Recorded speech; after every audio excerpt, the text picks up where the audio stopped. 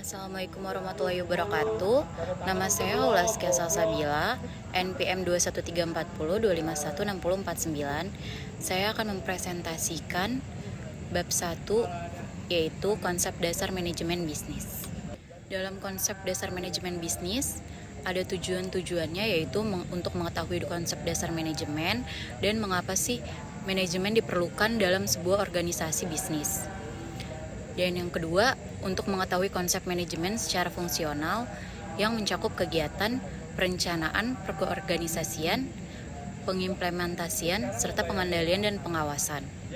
Yang ketiga, untuk mengetahui konsep manajemen secara operasional dalam organisasi bisnis yang mencakup manajemen sumber daya manusia, manajemen produksi atau operasi, manajemen pemasaran, dan manajemen keuangan. Menurut Erni dan Kurniawan, pengertian organisasi yaitu sekumpulan orang atau kelompok yang memiliki tujuan tertentu dan berupaya untuk mewujudkan tujuannya tersebut melalui kerjasama. Ada jenis-jenis organisasi yang dimana ada organisasi profit dan organisasi non-profit atau nirlaba. Organisasi profit itu yaitu perusahaan besar seperti perusahaan manufaktur, bank, asuransi, dan perusahaan retail dan lain-lain. Sedangkan perusahaan kecilnya itu ada koperasi, perusahaan multinasional, dan lain-lain.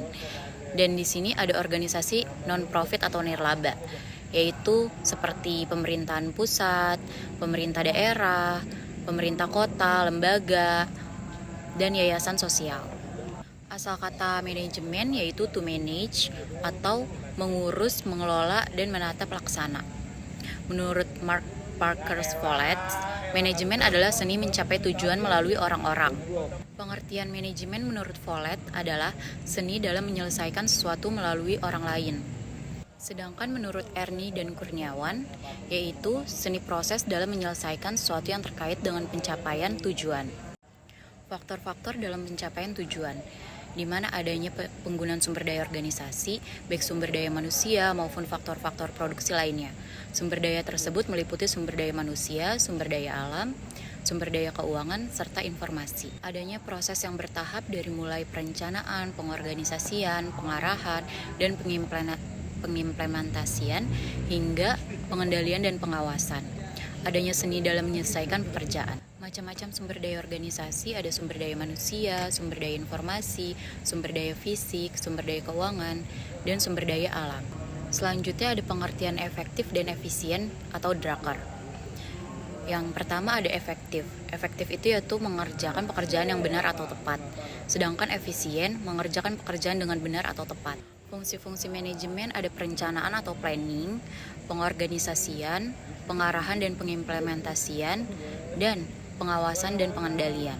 Proses manajemen yang pertama itu ada dari perencanaan terlebih dahulu, yang kedua pengorganisasian, yang ketiga pengarahan, yang keempat pengendalian. Kegiatan dalam fungsi perencanaan yaitu menetapkan tujuan dan target bisnis, yang kedua merumuskan strategi untuk mencapai tujuan dan target bisnis tersebut, yang ketiga menentukan sumber-sumber daya yang diperlukan.